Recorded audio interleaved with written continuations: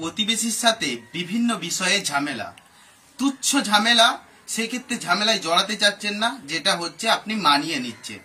কিন্তু পরবর্তীকালে আপনার প্রপার্টি ধরুন ইউজ করছে, ব্যবহার করছে, সেখানে হচ্ছে হার্ম করছে, ক্ষতিগ্রস্ত করছে, সেক্ষেত্রে আপনি যখন দাবি জানাতে যাচ্ছেন তখন একটা বড় কিন্তু ঝামেলা হচ্ছে, আপনার উপর আক্রমণ করে বসছে। তুচ্ছ ঘটনা, সেক্ষেত্রে আইনের ব্যবস্থা নিচ্ছেন না, সেক্ষেত্রে তুচ্ছ বলে অন্য অপরজনকে কিন্তু সাহস কিন্তু বাড়িয়ে দিচ্ছেন। একটা উদাহরণের সাহায্যে বোঝা যাক। এই রিসেন্টলি একজন আমাকে বলছিল যে তাদের মধ্যে ঝামেলা হয়েছে, বাড়ি থেকে ক্যামেরা লাগিয়ে দিয়েছে, ক্যামেরার মাধ্যমে তার মুভমেন্টটাকে নজরদারি রাখছে এবং তার সদর দরজার একদমই মূল সদর দরজাতে ফোকাস করছে। এই সিসিটিভি ক্যামেরার মাধ্যমে মানুষটার কিন্তু প্রাইভেসিটাকে কন্ট্রোল করছে অপর মানুষ, এই প্রাইভেসিটাকে কন্ট্রোল করছে। এটা হচ্ছে সংবিধান বিরোধী কার্যকলাপ। কিন্তু সেই ক্ষেত্রে আপনি কি করবেন? এই ধরনের যদি ঝামেলা হয়, এই ধরনের যদি ডিসপিউট হয়, কি করবেন? প্রথমত আপনাকে জিডি করতে হবে থানায়, সেই তার পরবর্তীকালে এফআইআর হবে। এই এফআইআর এর মাধ্যমে পুলিশ যদি তদন্ত করে, সেক্ষেত্রে তদন্তে যদি পুলিশ সুবিধা দেয়, থানা যদি সুবিধা দেয়, আপনার যারা হচ্ছে সিসিটিভি বসিয়েছে তারা অ্যাঙ্গেলটাকে চেঞ্জ করতে পারবে। অ্যাঙ্গেলটাকে চেঞ্জ করতে মানে সিসিটিভি যেই দিকে ফোকাস করে রেখেছে লোকের বাড়ির দিকে, কোনো রাস্তার সাইড দিকে বা কোন অন্য দিকে কিন্তু চেঞ্জ করতে বলবে। যদি থানা থেকে আপনারা রেমিডি সুবিধা যদি না পান, সেক্ষেত্রে কোর্ট কমপ্লেন করতে হবে। কোর্ট কমপ্লেনের মাধ্যমে আপনার আইনজীবী বা উকিল বাবু সেক্ষেত্রে সমস্ত বিষয়টা কিন্তু তুলে ধরবে, সেখানে পানিশমেন্ট আছে, ক্ষতিপূরণ আছে। তাহলে কিভাবে এভিডেন্স, সাক্ষী কিভাবে কালেক্ট করবে?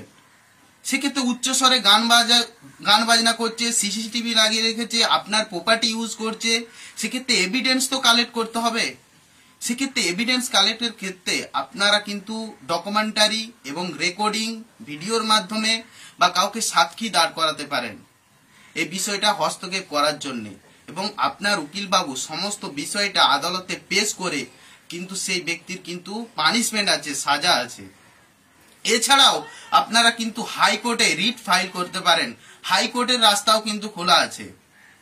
ধরুন আপনার হচ্ছে প্রতিবেশীরা কি করছে, উচ্চ স্বরে কোনো গান বাজনা বা বিভিন্ন মাইকে সাউন্ড করে, সেক্ষেত্রে আপনার ঘুমের ব্যাঘাত ঘটাচ্ছে।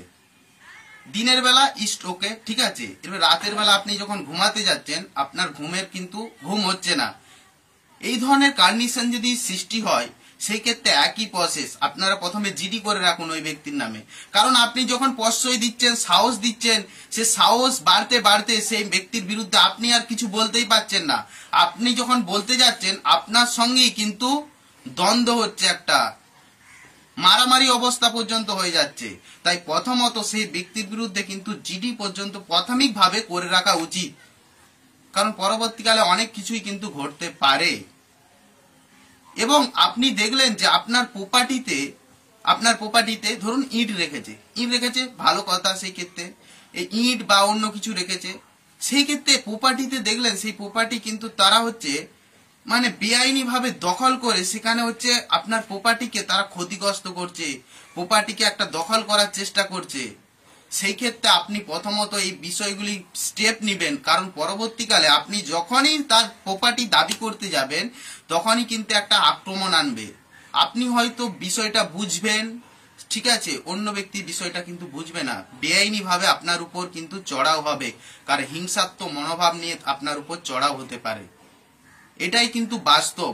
পরবর্তীকালে আপনি আইনে যাবেন, সেক্ষেত্রে একটা এভিডেন্সের প্রমাণ আছে, প্রথম থেকে যদি ব্যবস্থা নিয়ে থাকেন আপনার কিন্তু অনেক পরবর্তীকালে সুবিধা হবে। সো এই ছিল ভিডিওর মূল বিষয়বস্তু। ধন্যবাদ।